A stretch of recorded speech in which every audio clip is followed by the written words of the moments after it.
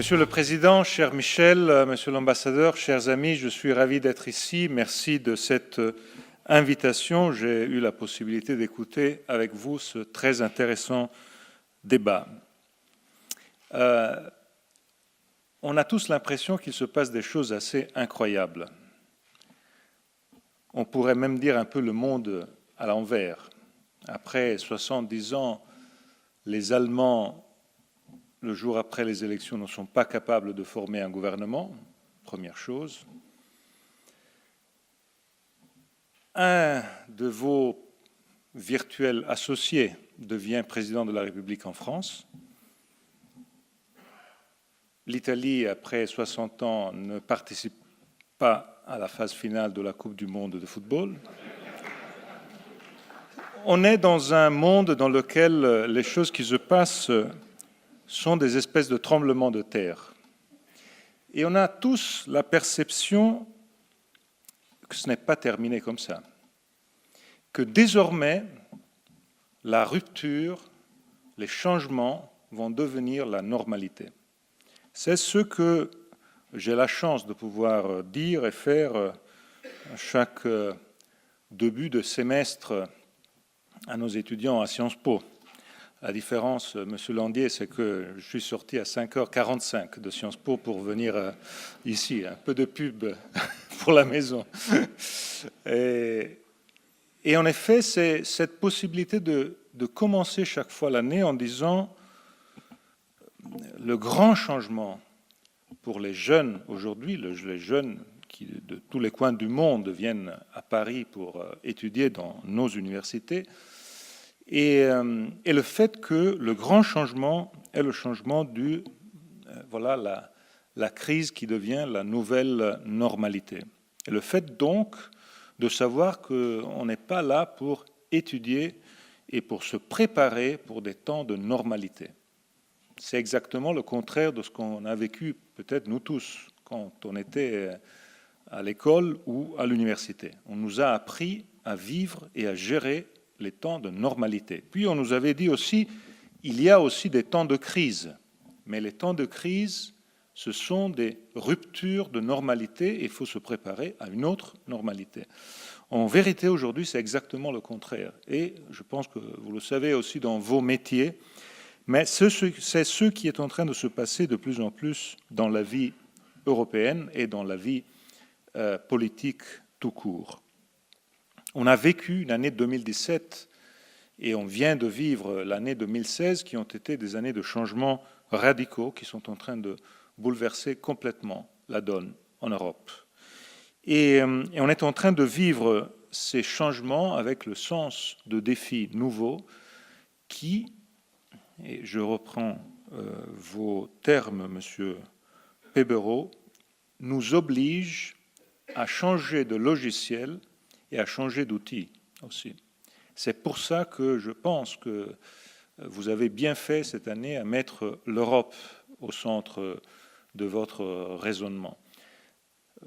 Ce n'est pas seulement, j'imagine, le lien avec le discours européen qu'en France aujourd'hui est devenu un discours assez d'actualité, assez important, mais c'est aussi le sens et la compréhension du fait que toutes les questions dont on a parlé jusqu'à maintenant trouvent désormais dans la dimension européenne la seule possibilité de s'en sortir sans être risqué de se trouver à la marge.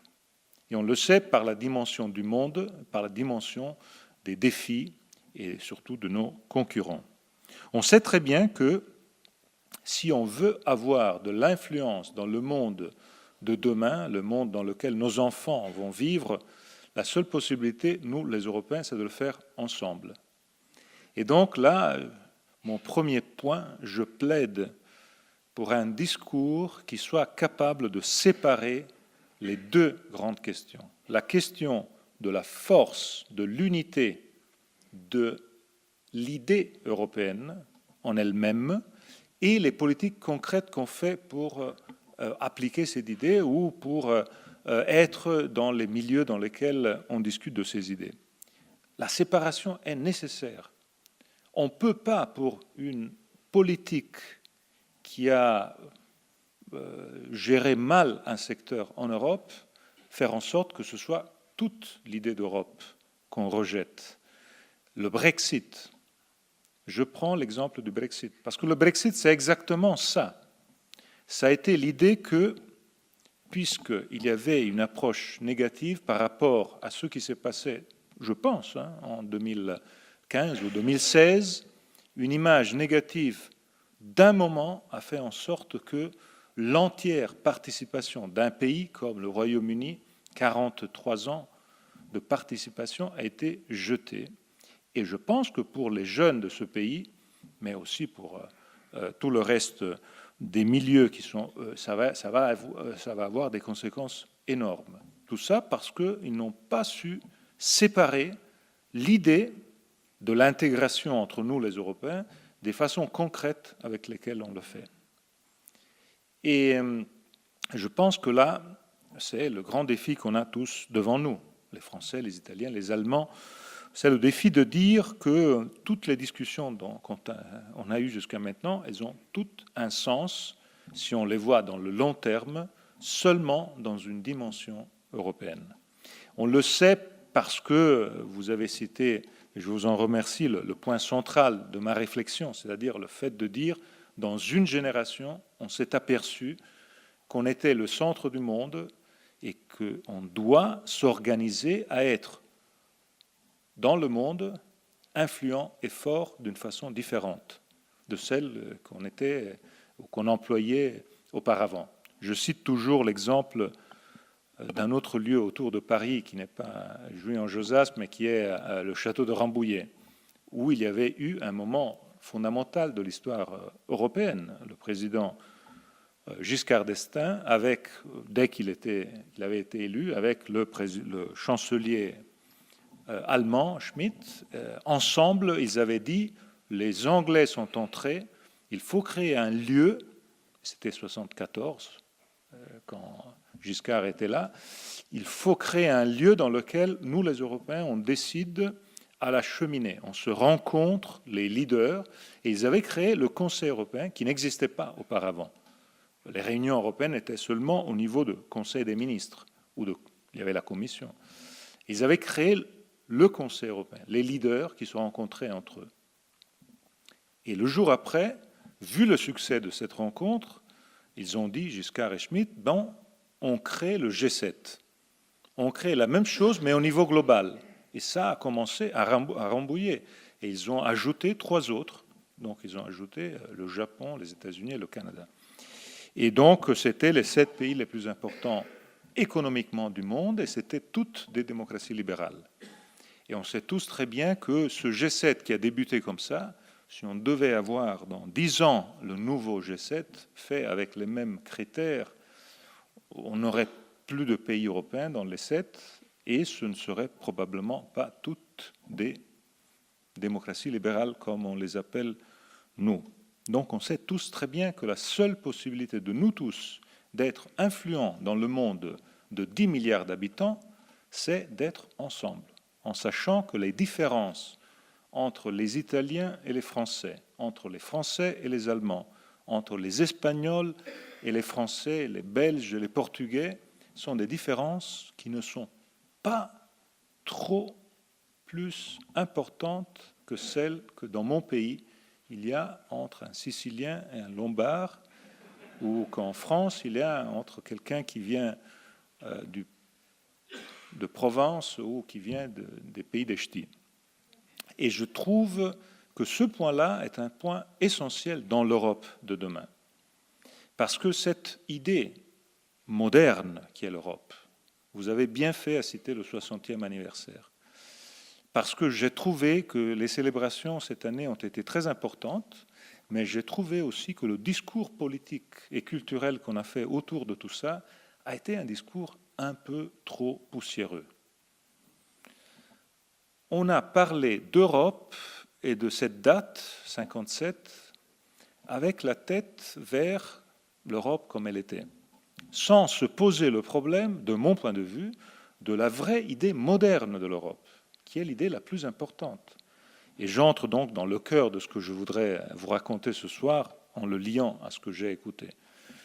dans le monde hyper connecté d'aujourd'hui, dans lequel on vit tous ensemble plusieurs vies en même temps, dans lequel on vit des connexions en même temps, dans lequel vous êtes dans un monde qui vit live, donc plus que les autres. Vous savez très bien qu'est-ce que je suis en train de dire. Dans ce monde, l'idée européenne est l'idée la plus moderne, parce que c'est l'idée qui vous donne la possibilité de vivre une pluri-identité. Une pluri-identité, une multiple identité, qui est à la fin la vraie force dans le monde d'aujourd'hui, dans laquelle vous pouvez trouver le sens, l'émotion, mais aussi le sens de l'identité. Est-ce possible aujourd'hui de définir chacun d'entre nous avec un mot? Si vous me demandez qui je suis, naturellement, si je dois dire un mot, je me limite à ma nationalité, donc je me limite à dire je suis italien. Mais je sais que c'est limitant de qui je suis aujourd'hui. Parce qu'on n'est plus dans les années 50, 60, 70. Nos vies sont complètement changées. On a une multiplication de connexions, de liens, et nos enfants encore plus que nous. Encore plus que nous. Et donc la pluri-identité m'amène à dire que l'Europe, parce que si je dois dire qui je suis italien, oui, mais je dois ajouter que je suis de Toscane, parce que je pense que la Toscane est beaucoup mieux que la Sicile et la Lombardie dont je parlais auparavant. Mais si vous me dites la Toscane, que c'est beau, c'est Florence, je vous dis non, je viens de Pise. Et ça fait 8 siècles de guerre entre Pise et Florence, donc je tiens à dire que je suis de Pise. Mais je ne peux pas compléter qui je suis si je n'ajoute pas que je suis européen. Parce que dans le monde d'aujourd'hui, je reprends l'exemple de mon job aujourd'hui à Paris, doyen de l'école des affaires internationales de Sciences Po, 14 voyages hors de l'Europe pour Sciences Po dans les dernières 2 années, j'en ai fait 12 sur 14 en Asie. 12 sur 14 en Asie. 3 fois en Chine, 2 fois au Japon, Singapour, et tous les hubs, les grands hubs asiatiques, dans lesquels on voit qu'est-ce que ça veut dire quand on va là, que nous, les Européens, on est à la fin la même chose. Que oui, entre nous, on trouve les différences. C'est très facile de les trouver. Je pourrais commencer en vivant aujourd'hui en France, à Paris. Je peux vous raconter toutes les différences entre les Italiens, les Français. Mais on sait très bien que quand on traite avec des Chinois, quand on traite avec des Américains, c'est la seule chose sur laquelle je suis un tout petit peu en désaccord sur le point sur Trump qui avait été cité auparavant. C'est-à-dire, je ne pense pas que Trump soit une exception qui va passer comme ça. Parce qu'à la fin, je pense que Trump interprète un sentiment, je ne sais pas si c'est le sentiment majoritaire aux États-Unis, mais c'est quelque chose qui ne va pas passer comme ça. Ce n'est pas un accident de l'histoire. Quand je pense à la différence entre la façon que sur beaucoup de ces sujets on travaille ici, et je pense à la différence avec le reste du monde, je pourrais faire beaucoup de citations, je ne le fais pas parce que je ne veux pas exagérer sur le temps que j'ai à disposition, mais le point essentiel, là, c'est le point lié exactement à l'idée pour laquelle on fait l'Europe. Et c'est une idée qui doit être une idée sur laquelle il faut faire un travail culturel lié aux valeurs et lié surtout au fait que si on parle de responsabilité sur l'environnement, sur le futur, je pense que la même responsabilité est sur l'Europe. Parce que si on faisait 27 Brexit, après le Brexit, on serait tous condamnés et on va condamner nos enfants à être à la fin dans des milieux qui seront marginaux dans le monde des prochains 40, 30, 20 ou 50 années. Oui, on va être encore des grands pays, chacun d'entre nous. Mais l'influence, aujourd'hui, la France et l'Europe ont pu jouer un rôle clé sur l'environnement. Ont pu le faire parce que l'Europe est unie sur ces sujets et parce qu'on est à l'avant-garde sur ces sujets de règles sur l'environnement. Mais franchement, si on n'était pas unis et si on n'était pas capable de mettre ces règles avec cette force, je craignerais avoir des enfants qui vivent dans un monde dans lequel les règles de l'environnement soient décidées dans le sommet, comme on l'a eu il y a un mois, entre Trump et Xi.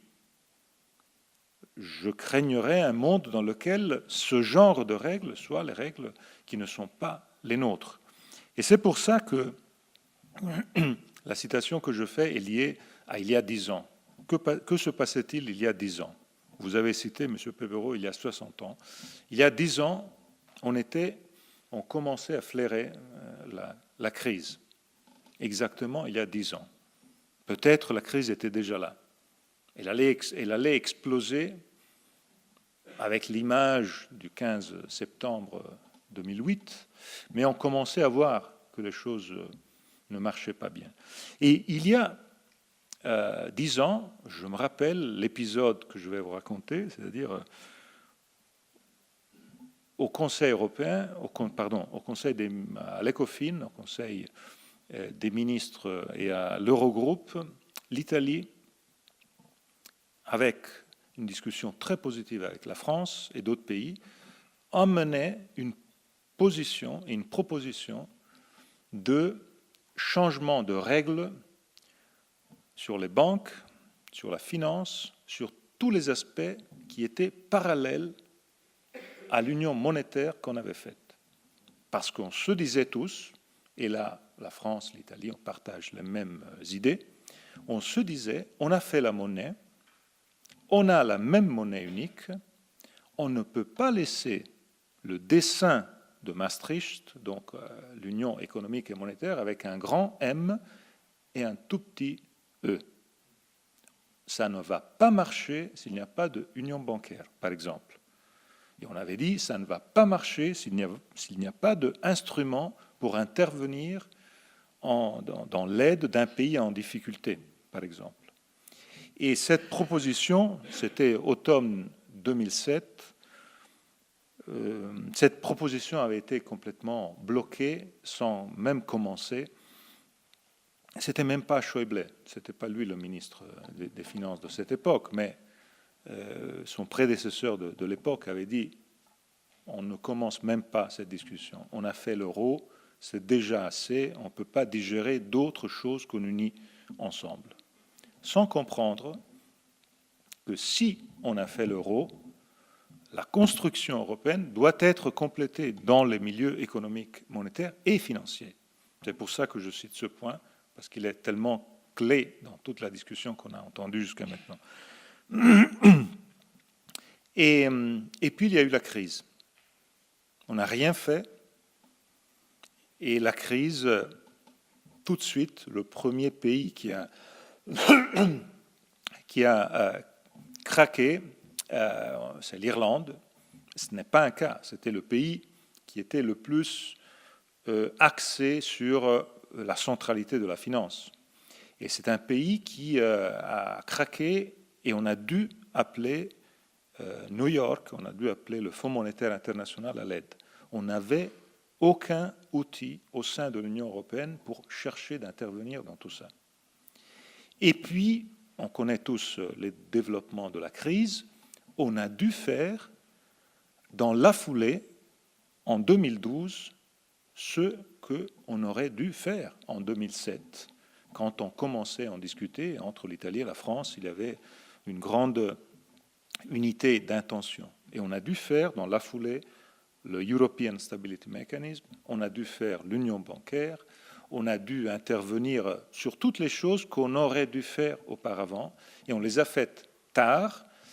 Et ce décalage de 5 ans entre 2007 et 2012 est à la fin la cause de tout le problème qu'on est en train de vivre. Parce que les États-Unis n'ont pas eu ce décalage. Les États-Unis ont connu la même crise que nous, ou bien elle est venue des États-Unis, mais ils avaient tous les instruments immédiats pour intervenir. Donc ils ont eu le quantitative easing immédiatement. Nous, on n'était pas en condition de le faire parce que la situation des institutions européennes et de l'Europe ne donnait pas cette possibilité. Ils ont changé les lois. Nous, on n'avait pas la possibilité de faire ces changements au niveau européen. Et ils ont fait toutes les autres grandes interventions qui étaient possibles parce qu'ils avaient les instruments. problème de gouvernance est le problème central encore aujourd'hui en Europe. Quand on imagine et quand on voit ce qui s'est passé pendant la crise et là on voit la centralité de la finance, en positif, en négatif, mais je le cite parce que la crise économique et financière a été une crise qui peut être racontée avec la crise des 4 vagues, dont la première vague est une vague typiquement financière. Et le leadership de nos pays n'a pas compris que s'il y avait une vague financière, de crise financière, il y aurait eu les 3 autres vagues qui sont arrivées l'une après l'autre. Et si vous prenez le timing, vous avez eu 2008, 2009, la crise était complètement financière et presque exclusivement financière. Je me rappelle les discussions politiques dans lesquelles on se disait bon, jusqu'à maintenant, ce n'est pas un grand problème, parce que c'est des financiers qui perdent de l'argent. Oui, il y a quelques jobs qui se perdent là, mais à la fin, ce n'est pas un désastre.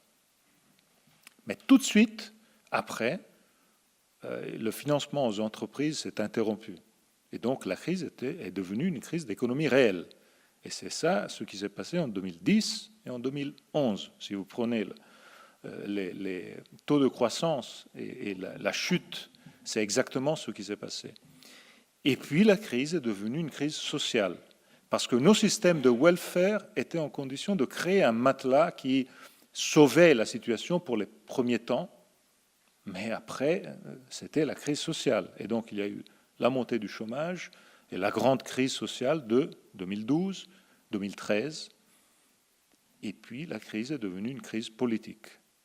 Parce que vous ne pouvez pas avoir une crise financière qui devient une crise d'économie réelle, qui devient une crise sociale, sans qu'il y ait une crise politique. Une crise politique qui a touché tous nos pays, qui a fait une montée du populisme de différentes nuances, mais qui a complètement changé la donne en Europe. La France aujourd'hui est une exception politique en Europe, grâce surtout aux institutions de la Ve République.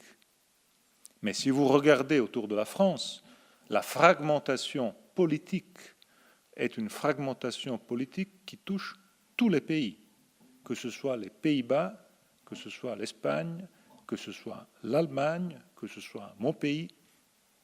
Et c'est une fragmentation politique qui est la conséquence directe de cette 4e vague, qui a naturellement eu en plus la poussée de la crise des réfugiés et des migrants, qui est une crise qui a sa raison d'être, mais qui a connu les mêmes problèmes en termes de gouvernance de la crise économique et financière.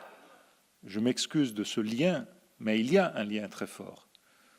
Pendant le début de la crise économique et financière, on a passé des années à se demander si c'était les États membres responsables pour les décisions à prendre ou si c'était les institutions fédérales. Et on a passé des années à se passer la responsabilité. Ça a été la même chose pour la crise des réfugiés. On a dit il faut décider ensemble, mais non, il faut décider tout seul. Et à la fin, des années comme ça, et la situation est devenue la situation qu'on connaît très bien.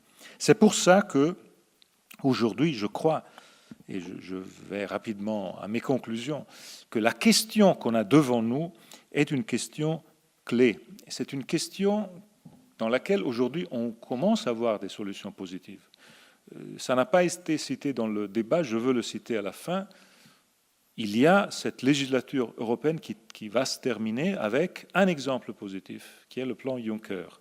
Le plan Juncker est, de mon point de vue, l'exemple positif de qu'est-ce que ça veut dire, la possibilité d'un effet levier important, parce qu'on le sait très bien, c'est un effet levier de 15, donc c'est un effet levier absolument important, mais un effet levier de relation directe entre le but de reprendre les investissements en Europe, ce qui manquait, et faire en sorte que nos propres pays puissent travailler en liant les investissements financiers aux grands investissements en termes d'infrastructures, d'énergie et de tout ça. On a beaucoup cité la question énergétique, la question de l'environnement. Mais faites-moi dire que à la fin, la question, les défis européens qu'on a devant nous, liés au monde de la finance, de mon point de vue, sont liés à trois paroles, qui sont les trois paroles essentielles sur lesquelles je vais terminer. Ce sont les paroles qu'on a entendues. Donc, il y a la question de l'unité de l'Europe, qui est essentielle. C'est-à-dire que si on ne comprend pas que l'unité des 27 et surtout des 19 est un asset fondamental aujourd'hui. Et cet asset, c'est ce qui donnera force dans le monde de demain. On a cité l'unité fiscale.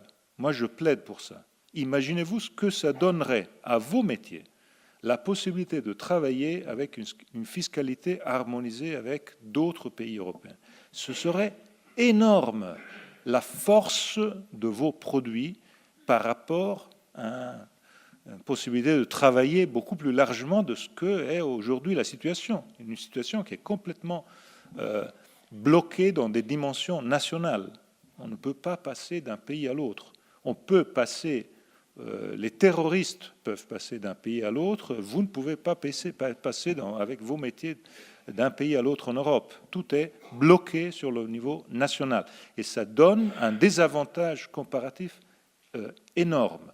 Mais imaginez-vous ce que ça donnerait pour les entrepreneurs, les petits et moyens entrepreneurs qui, pour faire un travail dans un autre pays, doivent payer pour avoir du consulting fiscal parce que c'est la folie de passer dans un système fiscal d'un pays, un système de l'autre. Je m'en connais aujourd'hui avec mes petites activités à cheval entre trois systèmes fiscaux, espagnols aussi pour des choses que je fais là.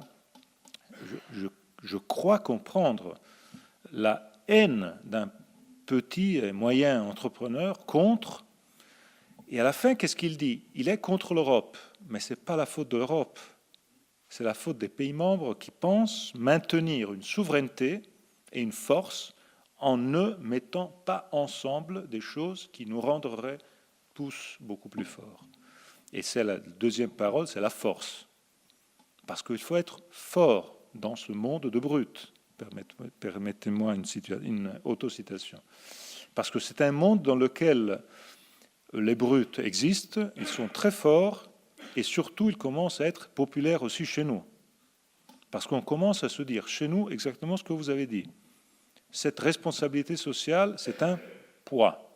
Et je veux courir sans avoir ce poids. Sans comprendre que la grandeur de l'idée européenne est celle de dire que la responsabilité sociale, et dans la responsabilité sociale, je mets toutes nos valeurs, ce n'est pas le poids qui nous empêche de courir, mais c'est notre force à nous qui rend notre communauté nationale européenne la communauté dans laquelle nous sommes contents de vivre et surtout c'est la plus attractive au monde. Parce qu'à la fin, c'est le lieu le plus attractif du monde. C'est le lieu où tous les parents du monde voudraient que leurs enfants grandissent. Et ce n'est pas de l'orgueil ou de l'auto... à la fin, c'est ça. Si vous mettez ensemble les grandes valeurs européennes, que chez nous, elles sont toutes appliquées, que ce soit la parité homme-femme, que ce soit la laïcité de l'État, ce sont des choses qui ont des conséquences sur les activités concrètes économiques aussi. Que ce soit la soutenabilité, que ce soit l'environnement, comme on l'a cité, que ce soit le non à la peine de mort, que ce soit la liberté d'enseignement ou la liberté de presse totale et complète, que ce soit, je pourrais continuer. Tous ces sujets-là, ils ne sont pas appliqués l'un dans un tiers des pays du monde, l'autre dans une moitié des pays du monde. Et donc, mon dernier point, c'est la responsabilité sociale. C'est-à-dire comprendre qu'aujourd'hui, exactement pour ce fait de vivre dans un monde complètement interconnecté, on a tous la perception qu'on ne peut pas vivre dans un coin où on n'est pas touché par les problèmes du reste du monde. Et naturellement, il y a la question environnementale qui est la plus importante, mais il y a beaucoup plus que ça. On comprend tous très bien qu'une chose qui se passe à côté de nous a de directes, immédiates conséquences chez nous. Et donc, ou bien on se pose le problème de comment on est capable d'influencer, de gérer et de rendre les choses, faire en sorte qu'elles marchent, ou bien notre prospérité est mise en cause et le succès de nos ou de vos métiers. est mise en cause. C'est pour ça, à la fin, que la question de la responsabilité sociale rentre non seulement dans le côté rêve, devoir, mais je le mets dans le côté intérêt. La responsabilité sociale, aujourd'hui, c'est notre intérêt à nous tous. Parce qu'on a tous l'impression que dans ce monde qui passe de 3 à 10 milliards de gens dans l'espace de la vie d'une personne, si on n'est pas responsable, on va probablement créer un environnement qui ne va pas être celui dans lequel nous, on a pu jouir, on a pu l'aimer, et je pense que la responsabilité de nous tous, c'est de passer à nos enfants. C'est exactement ce que, permettez-moi d'être là encore dur, ce que les Britanniques ont décidé de faire d'une façon différente. C'est pour ça que je pense, puisque j'ai toujours pensé, j'ai toujours beaucoup apprécié les Britanniques, leur pragmatisme. Je pense qu'à la fin, ce n'est pas donné, ce n'est pas décidé, parce qu'ils sont trop pragmatiques pour faire une, je voudrais dire connerie, ça ne se peut, ben voilà, c'est ce que je pense. Pareil, c'est impossible d'imaginer qu'un Britannique pragmatique comme il est, c'est pour ça que je pense que même la décision qu'ils ont prise hier peut-être est un petit pas dans le changement et dans la... Bref, on a devant nous une année qui est une année très importante. C'est l'année 2018. C'est la dernière année avant les élections européennes, c'est-à-dire avant la fin de cette législature. L'année des élections, c'est une année normalement perdue en termes de choses qui se font, parce que tous les leaders européens vont changer, il va y avoir le changement de la Commission, il va y avoir le grand changement du président de la BCE à la fin de l'année 2019. Ça va être une très compliquée histoire, parce que ce que Mario Draghi a fait en sauvant l'Europe, c'est quelque chose qui, bon, l'histoire va le mettre probablement au niveau des grands de l'Europe, avec Delors, avec Schuman, De Gasperi et les autres. Je pense qu'il faudrait mettre aussi Trump et Cameron, parce que Trump et le Brexit nous ont aidés à prendre conscience beaucoup de ce que tous ensemble il faut faire. Mais de toute façon, le choix du prochain président de la BCE va être très important. Et donc, on va entrer dans une année 2019 qui va être l'année de ces choix. C'est pour ça que je dis que l'année 2018 est si importante que ça. Et je termine là-dessus, parce que c'est l'année dans laquelle on peut, sur beaucoup de ces sujets dont vous avez parlé, et qui sont naturellement le complètement de l'union bancaire, qui sont la construction du Fonds monétaire européen, qui sont, voilà, ne pas laisser inachevé un parcours qui a besoin aujourd'hui d'être capable de faire en sorte qu'on puisse faire les pas en avant qui sont nécessaires.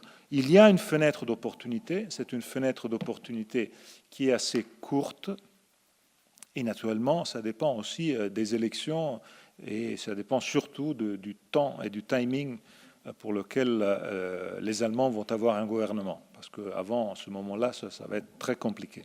C'est pour ça que je pense qu'on on est à la fin d'une année, on entre dans une année 2018 dans laquelle vos métiers doivent être très attentifs à ce qui se passe à ce niveau. Parce qu'il va y avoir cette grande opportunité. La France aujourd'hui est en première ligne, et c'est une bonne nouvelle pour l'Europe entière.